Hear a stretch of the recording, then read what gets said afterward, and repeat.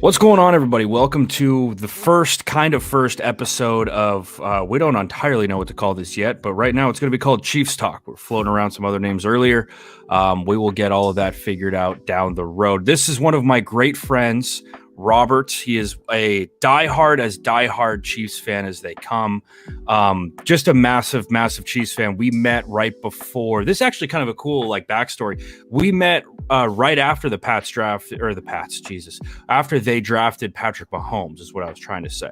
Yep. And it was right before he actually started, and they had moved Alex Smith. And so I got to kind of see that transformation of Robert being a fan of Alex Smith. I would say you were, and then kind of moving on to I don't know about this kid. How do you feel? What do you think?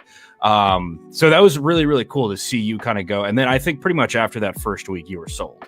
Yeah, definitely. Well, week one was great. It was like, damn, where'd this come from? Because he just popped off the field, you know. But week two, where he threw 6 touchdowns against the stingy Steelers defense and won that game, that's really where I was like, oh, okay. Who did he play week one? Do you remember? Yeah, Chargers. The Chargers? Okay. Yeah. Tyreek Hill touched the ball. It was the first touch he had all year, and he got a punt return for a touchdown. Then he had another deep.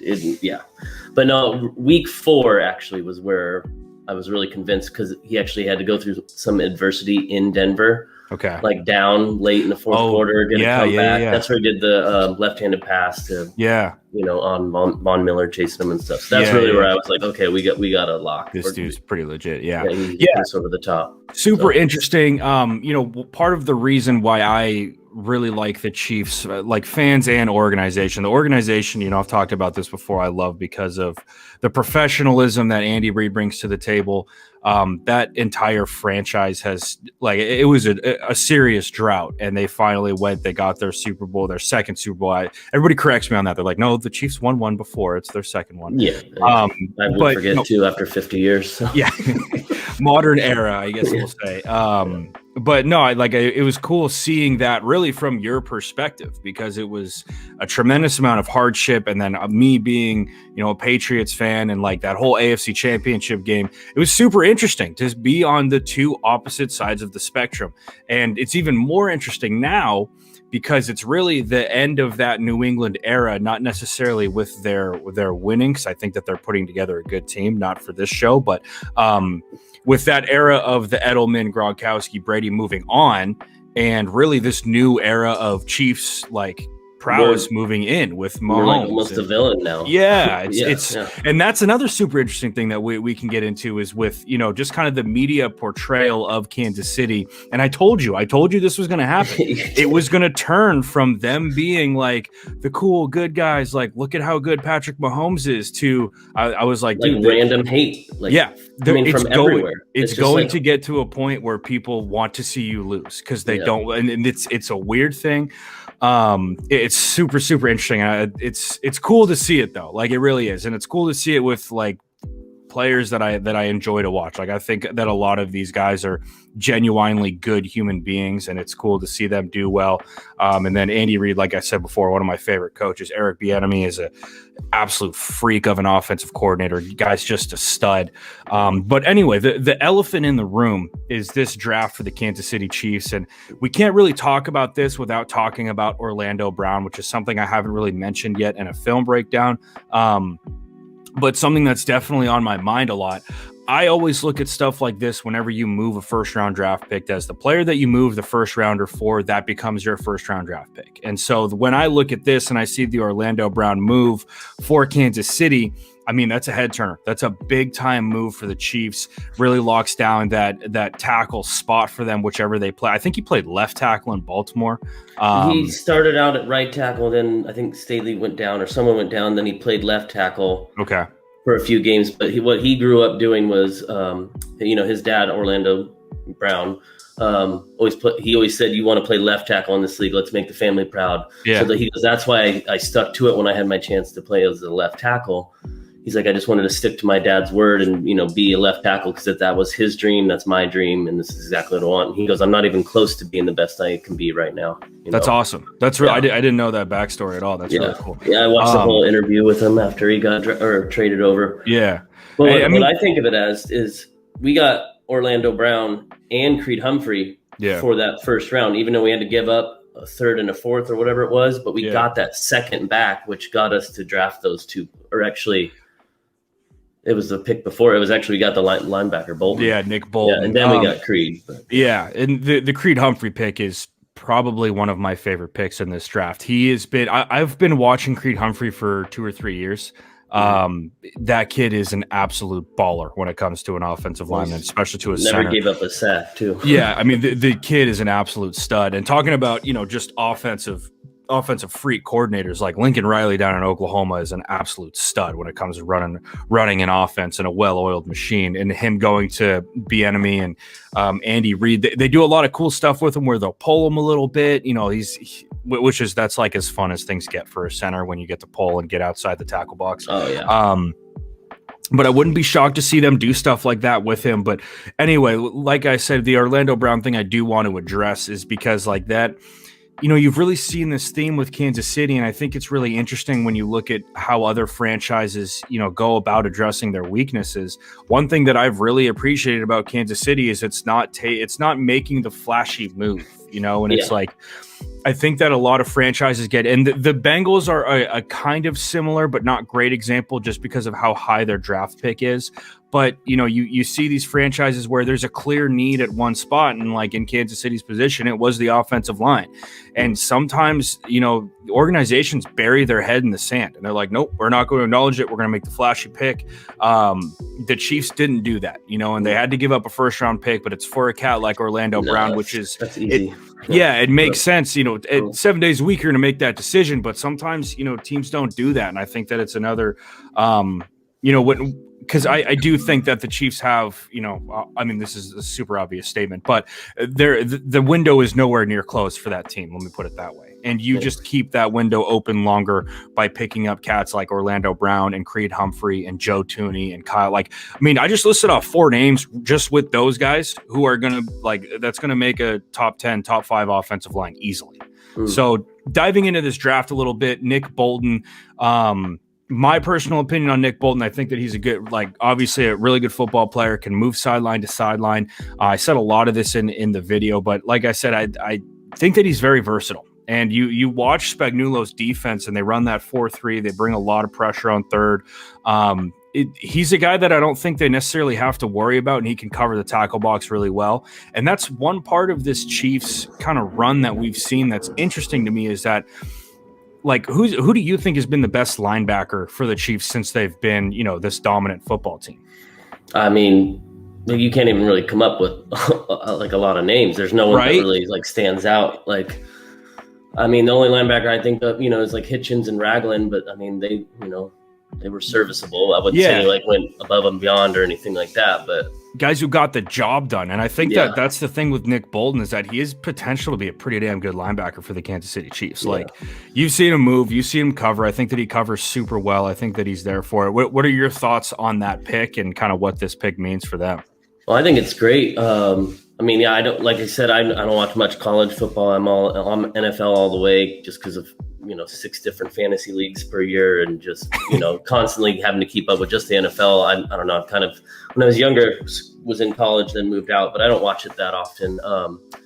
So I don't know a lot about him, but I mean, the second he was drafted, obviously I'm like, okay, he's on my team. I started looking up highlights and stuff. He just seemed super fast and great tackler, Yeah. But yeah, it's just, I feel like it's something we've needed. I think a year and a half ago, I asked you, I'm like, does our scheme, do you think we need to go get a linebacker? Because I pretty much come to you for any advice about my team or football related. And you're and you said, well, in the scheme, you don't really need that Luke Kuechly kind of Brian Urlacher kind of presence. You just need guys that are quick and that can cover and run the scheme correctly. So and that's actually a really good point, something that I should hit on. Spagnuolo's whole, when you look at his coaching history, and especially really the places that I look at is New York and then Kansas City. I think he had a stint with the Rams in St. Louis that I don't. No, he was a head coach there. He was a head coach, right? That's what. That's what his head coaching job over there. So. Yeah. So when I look at the linebackers that he had in New York, right? It was I think his name was Kawika Mitchell, and then they had this other dude whose name was Chase Blackburn. I want to say. Kuika Mitchell actually played for the Chiefs too. Yeah, he did. That's right. That's right. I forgot about that. Yeah, but so long story short, like he hasn't necessarily had this linebacker talent that you've been like, oh my God, like Derek that's Johnson. on the level of a Brian Urlacher. That's on the level of, this insane, like Ray Lewis. That's on the level of a Luke Kuechly. He's never had that talent. So the way that he makes up for it is because the front four dudes, and even that's even the interesting thing, and something I'll get into in a second, but those front four guys, they play really, really sound gap scheme football, and they can chase sideline to sideline. They do a great job shedding blocks. But the biggest thing for Spagnuolo is that he loves to bring heat on third down. And that's something like if I was ever a defensive coordinator, that would be my philosophy. I'm going to man you up. I'm going to bring heat on third down. My pressure is going to get to you before you can make that read, and that's what he does. And that's what he lives and dies by, right? And not to bring up the Super Bowl, but like I guess in the Super Bowl there really wasn't that chance where you had, but a previous Super Bowl against the Niners was a really good example. Like the big third downs in that game where Kansas City needed a stop, he brought pressure and he landed the pressure before Jimmy G could get the ball off. That is like a dream situation for him, right? We're going to bring heat on third. It's going to get there before you can get that football off, and we're going to end up getting this football back. And that's that's what he did to Brady too. Like in the Super Bowl when they're the undefeated season. Like the only time is like we get to Tom Brady, we're going to win, and all he did was blitz, and they played well. Yeah, and so again with that, and it's not as simple as just like calling a gauge 8 on Madden, right? Obviously, there's a ton of schematics that go into it. It never works for me on Madden. Yeah. Faulty because we need a new linebacker. That's why. Yeah. But no, that anyway. Bringing this back to Nick Bolton, I think that he can do all of that. And again, I think that with a lot of the guys that I saw Kansas City draft is they definitely need that polish. And I think that they're going to get that in Kansas City for sure. So and what's great too is Willie Gay too. He's second year, and they're planning on them being two starters. I mean, dude, that's a freaky athletic linebacking core. But they actually think Bolton. Like I've already read something today that was like, oh, Bolton, he's probably going to start, or he's going to be higher in the depth chart already over Willie Gay. I was kind of surprised he didn't get as much play time last year. I don't know what it was, but when he did play, man, he could fly around. Willie Gay was so much faster than Ragland and Hitchens, and it's just like. But no, I think with these athletic linebackers, it's going to be really fun to watch, and we need to help on our pass rush right now. We need to grab another D end, and I think this linebackers will even help us, rush the passer, which we need to do. Definitely. Get to Tommy. Let's win the division, all right? Got to start off winning the division. Second pick, Creed Humphrey, and like again, this is where I just like and I tip my cap to the Chiefs a lot with how they run their show over there, and it's not just because like I have a ton of it's not because my subscriber base is Chiefs fans. It's because I truly do love the way they run their organization. And the Creed Humphrey pick is, just another feather in that cap. I mean, we talked about him a little bit. The kid's just such a stud. I mean, he's so good. He's an absolute pillar of consistency for Oklahoma. He can do, and I only cut up like 4 or 5 clips of him when I made that video, and he displayed in that he could reach block, he could drive block, he can combo, he can pass block. The dude's really, really smart. I've watched a couple of interviews with him where he's, completely diagram. And that's something that, people might not know a lot about is that when you're playing center, like it's really between you and the Q to get everything set up, right? With all your calls for like who the mic is, like who your point man is, all of that stuff, having him there with his football IQ, with what he can bring to the table, I think is going to be huge. And in the AFC West, like that's a league that's a division with some pretty solid defensive lines. I mean, the Broncos they've always got a decent defense. The Chargers have a couple of dudes up front who can cause problems. The Raiders, I'm kind of blanking on some of their guys right now. They're in a weird spot. Crosby and Crosby's actually surprisingly pretty good. But Crosby's probably there's another guy over there too. But they're stingy. Long story short, like they can cause problems if you have miscommunication with your quarterback and your center. Like you're gonna get burned by those guys. So like i.e. when we lost to the Raiders this year. Yeah, exactly. Right. Yeah, because they got to us. So I think that was a phenomenal pick for them. But anyway, a guy who you can depend on. That's the biggest and with the thing. Orlando Brown thing, he actually got asked by Veach and Andy Reid. From what I've read, they reached out to Orlando Brown because he actually has chemistry with Creed Humphrey from college. Yeah, they played together. So that's a question I have for you. Like, how is that going to does that going to transition well? Because I know it's a center and a left tackle. Yeah. Like, how much does that actually like make a difference? I understand that like Tooney and Orlando Brown need to be on the same, but I guess it's kind of just a whole unit. Yeah, I'm not a big offensive line guy like no. It's a really good question. Usually with your offensive line, like it doesn't necessarily, I don't want to say it doesn't matter, because it does matter. There's a lot of things that, when we watch a football play, like, and we see like a wide zone, for example, or a sweep or something like that, we just see like, all right, hand them the rock off. They're trying to get to the outside. But for that play to happen, there's a number of checks that you go through as an offensive lineman. A lot of teams run their wide zone or their stretch or their, buck sweep. Those are 3 different plays, but those 3 plays have a number of different checks that you can call. So for example, right, if we're looking from the center to the left tackle over, and let's say that they have a wide zone called, some teams will pin and pull with that, which means that, let's say that there's a 4-eye. So there's a guy on the inside shoulder of the tackle, and then there's, a 1 tech, let's say, or a head up player over the center. Well, sometimes with your checks, you'll call, like as the center, you'll call, hey, the guard's going to pull on this. He's going to work around. We're going to block down with our tackle, and it'll be just one call. It'll be, I don't know, Fargo or something like that. And they'll make that call at the line. So there's a number of different ways that play can be executed, and it'll be based off of the front. So if you can, and again, a lot of it's trust. It's not necessarily that these guys can't do it. Very rarely is there talent in the NFL who can't get something done. If they're playing in the NFL, they're playing in the NFL for a reason. That's the way that I look at it. Yeah. But it's that intellectual capacity that's such a big deal. And that's why I think, like, with your center, there's creative ways to solve problems on the offensive line. And so I think that with him there, he'll be able to trust those guys to get it done, and then also be able to do it on his own. So does it matter that they played together in college? Yes and no. There's some chemistry there. There's going to be blocks where Creed Humphrey, like, and again, this is assuming that he's the one kind of calling the shots up front. I kind of would imagine that Joe Tooney would kind of be a guy who they would check things with. I don't know, because I don't know how their system works, but that's just an example. You have to imagine that, Orlando Brown, who's been playing in the league forever, maybe he's the one. They walk up to the line and he sees that he's got a 4-eye, a guy inside of him, and he makes that call. Creed Humphrey confirms it, and then they run it that way. Does that make sense? Did I explain that? Okay. It's really just like I think the camaraderie from college is that they have trust in each other too. Yeah. To be able to, like, okay, he's got me over here. I know they're on the same page that way. So yeah, exactly. So I do think it helps. Yeah. Maybe not as much as people think, but I mean, the other reason why I say maybe not as much as people think is because Orlando Brown's been playing in the league for a couple of years, and like it's like, all right, Creed, if you don't trust me at this point, then you're you know what I mean? Like, it's like I think that, but yes, I do think that chemistry wise and all that, it'll be cool. Locker room wise, I think it'll help a lot too. Walking into a locker room where you're starting on an offensive line with the same dude who started for you, and in a new season too. They're both starting with Patrick Mahomes, learning him. Yeah, they can exactly. kind of have that together now. Exactly. Yeah. So, and the additions that Kansas City's made to their offensive line with, Joe Tooney, Kyle Long, Creed Humphrey, Orlando Brown.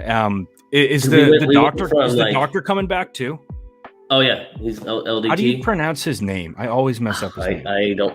Okay, Duvernay Tardif. Duvernay Tardif. LDT. Does everybody call him LDT? Yeah, LDT. Okay, perfect. So like your offensive line. We have LDT, CEH. We got the Jet. Everybody. Yeah. Everybody's there. JT, Joe Tooney. Yeah. But anyway, like that's they address they complete, and this is crazy to me. In 3 months.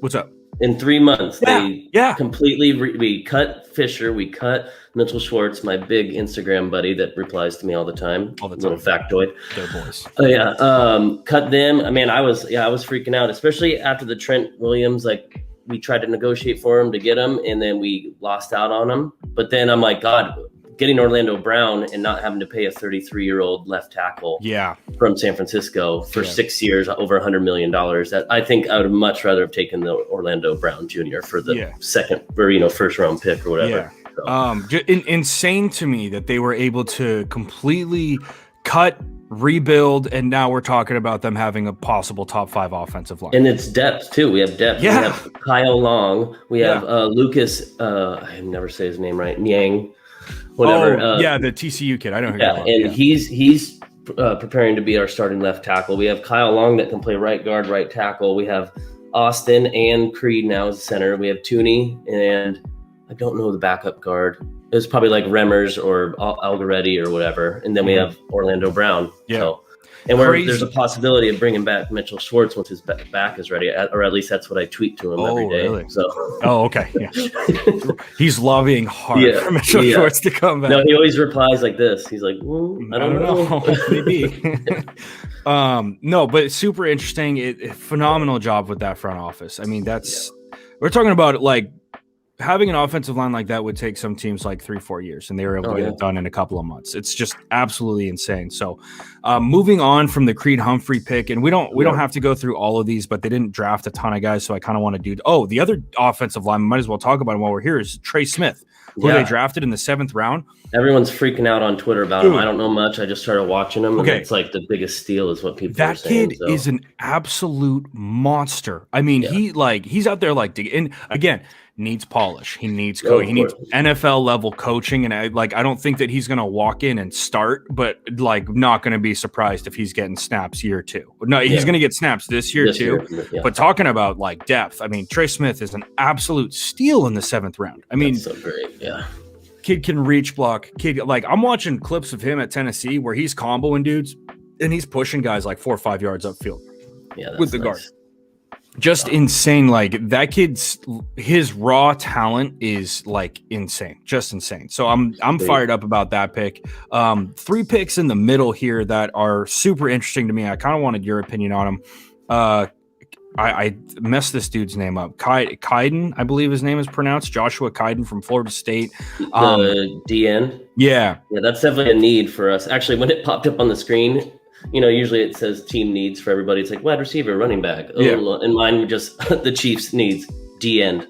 And that was it. Yeah, right. Like we're dead. We have everything else, but we just need the D end. I was talking about that with one of my friends. I was like, imagine being, Creed Humphrey. You play an absolute freak career at Oklahoma, and then you go and you get drafted to the Kansas City Chiefs. Like life is pretty damn good at that point. His whole draft party just blew up when he did it. But I mean, they got to be. I wonder if they're Chiefs fans. That'd be kind of something interesting. Yeah. Oklahoma, so you got to wonder maybe there's a Texas connection. Well, it's cool. Bolton went to Mizzou, so he's like literally exactly right. State. Yeah. So, but Kaindoh, from what I saw from Kaindoh, kids like athletically a freak. That was one of the themes that I saw defensively, which is kind of like a thing right now in the league is like technique and all that stuff we can coach. Let's draft the kids who are insane athletes and we'll go from there. That's kind of what I saw with Kaindoh. Like there was one of the clips that I used actually, Kaindoh like he shook the hell out of Noah Gray, who was the next pick for him, and made a tackle in the backfield. Yeah,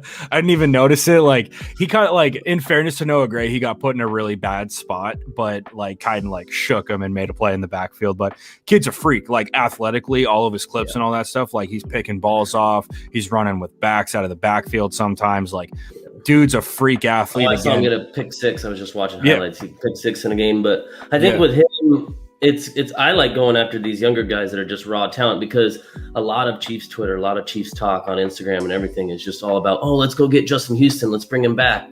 But it's like, when are we going to pay him? Like 10 to 15 million. We only have like 9 million right now, and that's not even with all of our draft picks signed with the cap. So it's like, I don't know. I don't want to go after an older guy like that. It's better to get these like younger, just ready to roll. Yeah, but that's how you continue that's how you continue your dominance over not just 4 or 5 years. That's how you create like legit dynasty talks, by getting 10 plus years of a legitimate Super Bowl window. That's how you have to do it. You have to pick these dudes who you think you can mold, who you can teach the technique to, and it's a lot of trust in your coaching staff. And I mean, Kansas City hasn't shown any signs of not trusting their staff. It too. Our continuity right now is perfect, and that's huge, man. That's huge that Bieniemy isn't taking a deal to go be a head coach somewhere. Been there for is his 3rd season. I think this is his 3rd year now. Yeah, because they want. Because Because after we lost the Patriots, we went and got him. Yeah. So maybe it's a second. Yeah, this will be his third year. Is what we're gonna. Yeah. So anyway, that's my kind of initial thoughts on Kaindoh. Interested to see how they use him. He looks a little light, so I wouldn't be shocked to see them be like, "Yeah, you need to throw on some lbs." But long story short, like the kid's an absolute freak athletically. Very interested to see what he can do. Yeah, I think he'll bulk up. He did look like a bigger tight end. Yeah, looked a little light to me, but again, nothing that you can't fix. The next kid really cracks me. Like Noah Gray, have you seen his highlight? I just started watching him, and man, he is a Kelsey 2.0. Tell me this kid, like, not just his number, his just attitude and his swag and everything. He has the same face mask. He literally wears the same face mask, Travis Kelce. And he still has like the little beard, just like dude. Kid wants to be like Travis Kelce. Now he gets to play with him. What's great with him, Veach, he goes, I was really stoked about the Noah Gray drafting him, because he pretty much, when Kelce would have to take plays off, because he pretty much plays every damn play. He goes, we were really missing a tight end presence out there. So he goes, like, we went and got a guy that, moves, and I don't know, his highlight tapes just look like he can outrun, slow safeties and, fast linebackers. He could still run past them too, just like Kelce did. So. Yeah, that's a really good way to put it, actually. Not that like insane top end speed that we've seen from tight ends, but speed that you can get by with. One of the things that I think really sticks out to me about Kelce, and something that I think that he can help Noah Gray with, and obviously whoever the tight ends coach is over there can help with too, is like that route running. And like some of the things that I think Kelce does so well is he's very, very smooth in and out of cuts. He can break routes off. That's something that I think that Noah Gray needs help with, and that we'll see some serious improvements with early.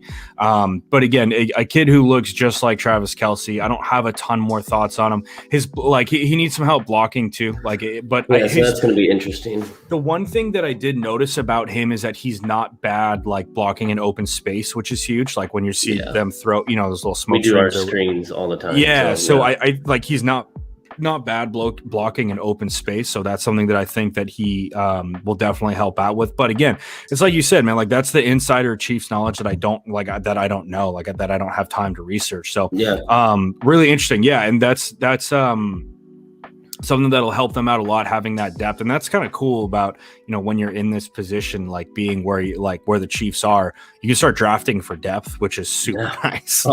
Super nice. I've never felt so confident about Brett Veach. That's another like topic we could talk about, is just how beginning of this offseason, Twitter, any move that he did was just freaking crushing Brett Veach. And I was telling everyone that there's, the rational fans know that just be patient with Veach. Like he always has a plan. Now everyone's like, oh, Veach, in Veach we trust. It was like, that's what I was freaking telling you months ago. Like, just chill. Yeah. Like he's going to figure it out. And then look what he did. I mean, he made our offensive line change so fast, and such a fun draft, not even being in the first round. So pretty insane, dude. Yeah. Pretty insane. But anyway, that's kind of like the wrap up on Noah Gray. Definitely a kid to keep an eye out on for. Very interested to see how what is he going to wear? 86? He can't wear 88. He's got to wear 86. Well, no, guys have worn 88 after 88. So, no, they haven't retired that jersey. No, dude, Hemingway has worn it. There's like one other tight end that wore it. It was really weird. I did not like it, but they should retire Tony G's jersey. Like, I'm not alone on that. Right? I understand, but I guess the argument is what did he win with us? He was the best tight end in the NFL for like. I get years. it. I don't know why I'm being. We get in touch with the right people. Yeah, that jersey I think needs to be so too. It bothers me when people wear 88 and it has a different name on the back. I'm like, this is so disrespectful. So disrespectful. Yeah, but no, I think he wears like 8. I mean, I don't know now. Maybe he'll wear freaking number 7. Oh my God, yeah. Isn't that weird? I don't like that at all. Yeah. Anyways, let's have some sanctity. But the one I'm really excited about draft pick is this wide receiver Cornell Powell, because he looks like freaking Sammy Watkins, but like almost bigger. Like, I don't know. Some of his catches are just like one-handed, like contested catches, and I don't know. He's already thinking about wearing number 14 and taking that spot. Really? Yeah, so that's awesome.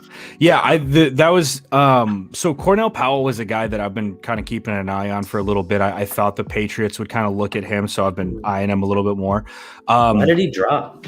I don't know. I honestly don't. Everyone's know like, why did he drop this fall? Yeah. Like, did he like smoke weed with Justin Houston in college? I mean, or what? that's the thing that's interesting is that he like it's not like the reasons why guys would drop is like injury, off-field issues, maybe didn't play at the best college. Like those three things are kind of reasons why I think people would drop. As far as I know, this kid doesn't have issues with any of that. Like played at Clemson, got a lot of play time at Clemson. Yeah. Absolutely balled out. I mean, very rarely do you play see with a good quarterback, QB ready quarterback. Yeah, too. but it's like, all right, well now he's going to play with Pat. So like, it's like, okay. Yeah, it's like, okay, so now you didn't want to draft him because he played with a good quarterback. Then a good quarterback, a team with a good quarterback's going to draft him, and it's not going to matter. But no, like Cornell, like good football player. Yeah. I don't know why he dropped. Routes are crisp, makes great contested catches, breaks dudes off like when on top of his routes, all that stuff. I mean, I think there was a catch against Pitt, or there was like 2 or 3 catches where like DB is like hanging on to this catch. Oh yeah, and he's like one-handed balls. I don't know measurables in comparison with Sammy. Do you know that? Height wise? Yeah, like wasn't Sammy like Yeah. 6'3" or something? Yeah, Sammy's 6'1". Oh, so maybe they're pretty much the same. So I'm going to look up Cornell Powell. Here, go ahead. Oh, so yeah, he's 6 feet tall. So I mean, they're basically like the same height. Yeah. Super smooth route runner. Like honestly, I'm shocked that he was there. And it was interesting. Like when I was watching the draft and the Chiefs, I think they had like 2 picks close together. It's funny. He came from Clemson too. I forgot about that. Yeah, freaking Sammy. Yeah, like 2 Clemson dudes. So. Yeah. It's super interesting, man. But yeah, Cornell Powell, I think, is going to get like play time early, and so this is kind of McColl's not a number 2. I mean, Byron Pringle, like that's a big thing on Twitter. Is like, oh my God, Pringle's going to be number 2, solid, and I actually think he could, but I don't know. I don't know with him. What do you think? Like opening day depth chart for the Chiefs is going to be wide receiver wise. Obviously Tyreek will be your number 1.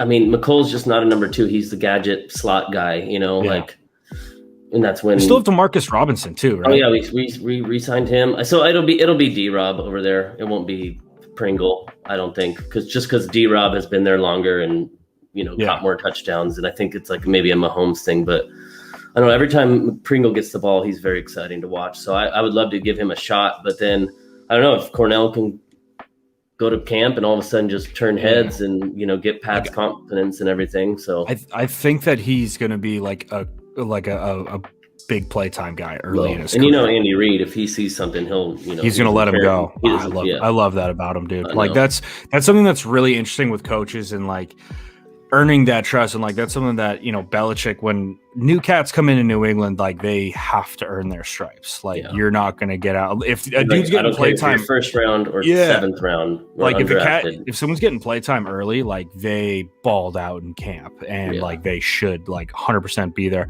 That's kind of one of the things I like about Andy Reid is that he's willing to not necessarily like let that kid fail, and obviously there's a trust that he needs to earn, but I don't think Andy Reid's willing to chalk stuff up to a rookie mistake and keep like that kid playing, and Belichick I think looks at things like I'm not willing to have any mistakes, and it's just 2 different philosophies, but just super interesting. Long story short, I think Cornell Powell is going to be super good. Honestly, I think that he's going to get play time early. I mean, I think that he's going to crack that roster easily and be part of that rotation pretty quickly. So we talked about Trey Smith a little bit earlier. That was the Chiefs overall draft. And to be honest, like if we're talking grades, I have a really hard time not giving the Chiefs an A. Like I have a hard, like anytime I look at that, I kind of am like, all right, well, what didn't I like about their draft? I hate doing the 20, like looking back on it, like people, maybe somebody looks at the, I don't know, Nick Bolton pick. Oh, there was a, better receiver on the board or something there might have been, but whatever. Yeah. And not only that, but it's like, you don't know right now. Like you might think that there was a better receiver on the board because he had better numbers in college or whatever, but we don't know if that kid's going to show up in the NFL. So like you pick the guys who are solid starters, who got good play time and showed you good stuff on film. Those are the guys you got to go with. Like I said, I have a really hard time. 4 starters in this legit, like in this draft. Nick Bolton's probably going to start. Creed Humphrey's probably going to start. Cornell Powell's probably going to start. I think a minimum of 3 starters. Maybe Kaindoh breaks through and is a freak off the edge. I mean, that's the biggest need right now is getting an end, because they're actually thinking about maybe putting Chris Jones playing end with Frank Clark playing as a DN. Yeah, DN. Well, obviously they'll move him around anywhere. He does. He's done it before, but he can do everything. He can do a lot. So it's part of the reason why another paid. The good signing. Who'd we get? What's his name from Seattle? Jaron Reed. Yes. Oh, dude, my God. That kid's a star. That, like Patrick Mahomes, he tweeted about it. He was so stoked. And it's like such an underrated signing this offseason to have Reed and Chris Jones like being our 2D tackles or rotation or whatever. You still have that, what the hell is that guy's name? Number 91 or no. Is it 62? Oh, Pennell, Mike Pennell. I don't know if he was on our team. I don't know if he played great for Kansas City in that Super Bowl. I think he signed a 1-year deal. Okay. But no, long story short, I think that they're going to be able to fix what they got on the deal. I think that what they have right now is good enough to go and play with.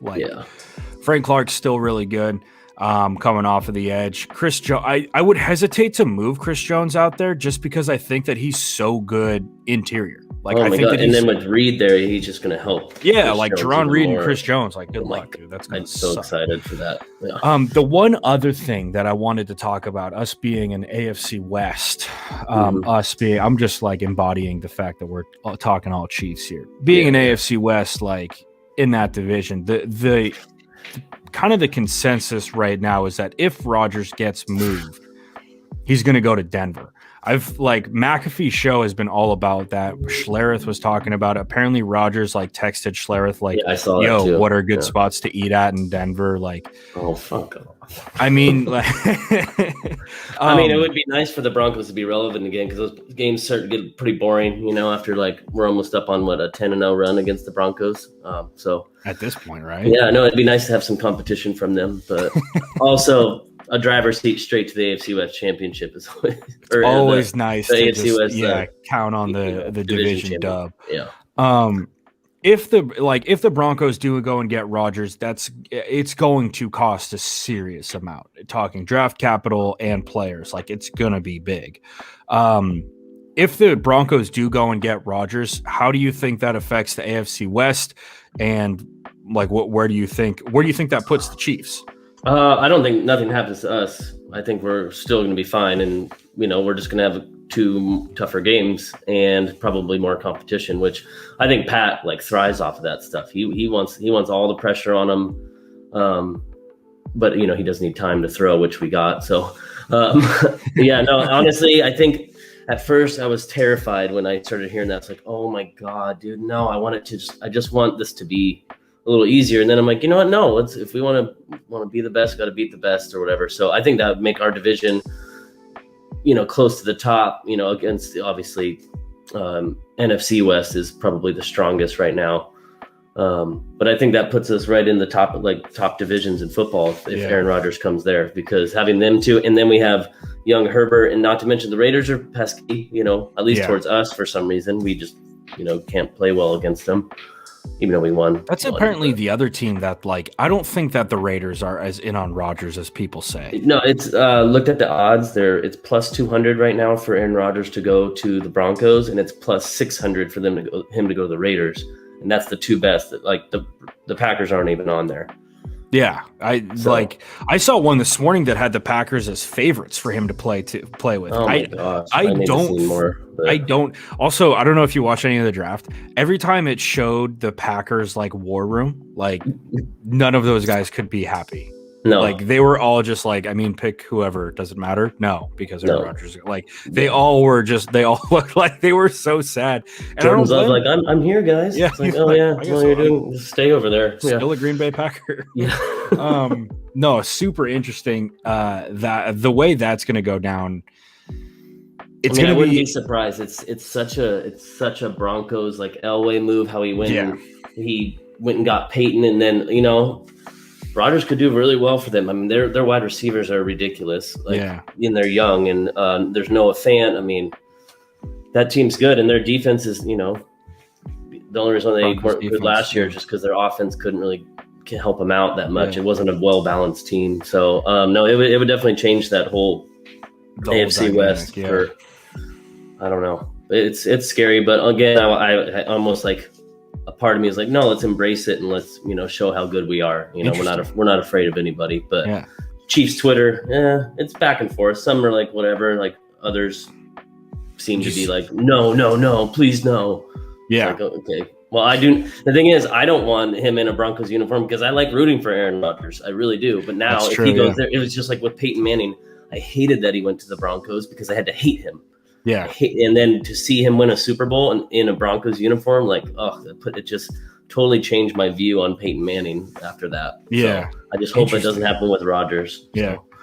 Very interesting. A lot of things could change. I still like, even if Rodgers goes to Denver, I still think that Kansas City wins this division. Oh yeah. The thing that's always worrisome with Rodgers is like Chiefs. Let's say the Chiefs let's say Rodgers goes to the Broncos. Chiefs beat the Packers. Chiefs beat the Broncos twice during the regular season. Beating a team 3 times is really hard, especially when it's Rodgers and like in that one game, like winner take all, sort of like in the playoffs with one game on the line. Yeah, anything can happen. I know he can turn it on. Yeah, I definitely wouldn't want to see him in the playoffs. That's for damn sure. But it would be super, super interesting. I think it would change a lot of things. And then also like how? Okay, here's a question: how have the Chiefs like played at Mile High? Like that can't be as much of a phase as it is for like whenever New England goes to Mile High. I'm always like, I'm going to assume this is a loss because everyone's gassed. That's for sure. There's no you have oxygen on the sidelines.